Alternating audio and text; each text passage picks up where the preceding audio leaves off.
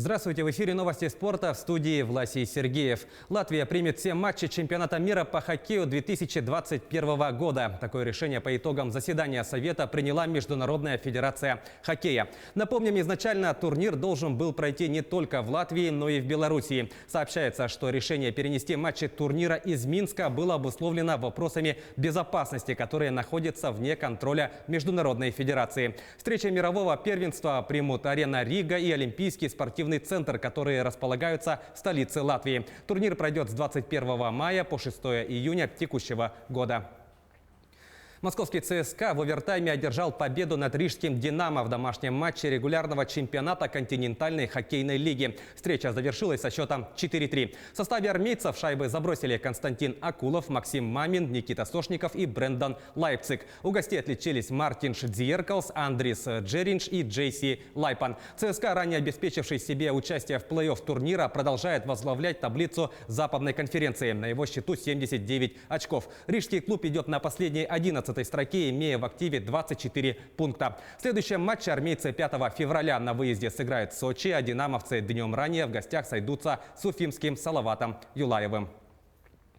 Сборная России по мини-футболу выиграла у команды Грузии в матче третьего этапа квалификации чемпионата Европы. Встреча прошла в Тбилиси и завершилась со счетом 0-4. Дублем отметился Артем Неязов. По одному взятию ворот провели Данил Давыдов и Рамула. После двух туров россияне возглавляют группу 2, набрав 6 очков. Далее идут грузины и французы, в активе которых по 1 баллу. Замыкает квартет сборная Армении, пока что не сумевшая набрать ни одного пункта. Напомним, в первой игре квалификации подопечные Сергея Скоровича обыграли армян со счетом 6-0. В следующем матче российские футболисты на выезде встретятся с французами. Игра пройдет 5 марта.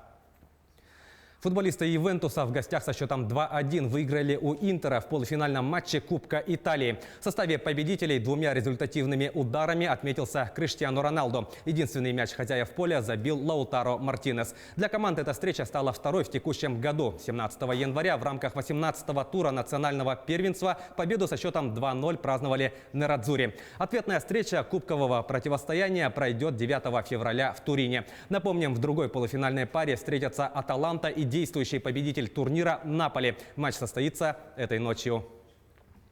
Сборная России по теннису со счетом 2-1 обыграла команду Аргентины в матче первого тура группового этапа Кубка Ассоциации теннисистов-профессионалов. Турнир проходит в Мельбурне. В первой встрече Андрей Рублев выиграл у Гвиды Пелье со счетом 6-1, 6-2. Затем Данил Медведев со счетом 7-5, 6-3 победил Диего Шварцмана. В парной встрече Рублев со Сланом Каравцевым со счетом 4-6, 6-7 уступил дуэту в составе Орасио Себалеса и Максима Гонсалеса. Помимо аргентинцев в группе D выступают японцы, которые станут следующими соперниками российских теннисистов. Встреча с ними состоится сегодня. Перейдем к событиям нашего региона. Якутские дзюдоисты завоевали 2 бронзовые медали Кубка губернатора Челябинской области. В состязании среди женщин весовой категории до 78 килограммов 3-е место заняла Ольга Лихота. Якутянка провела 2 встречи, одержав 1 победу и потерпев 1 поражение. Среди мужчин бронзовым призером соревнований стал Артур Ефимов, выступавший в весовой категории до 60 килограммов. Он зашел на 3-ю ступень пьедестала, одержав 4 победы при 1 поражении.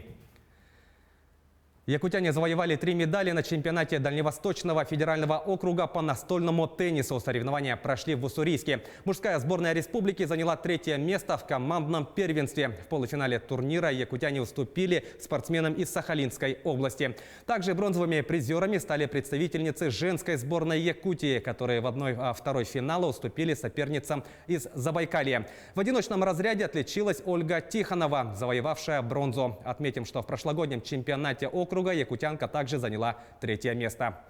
Таковы главные спортивные новости к этому часу. Занимайтесь спортом и будьте здоровы!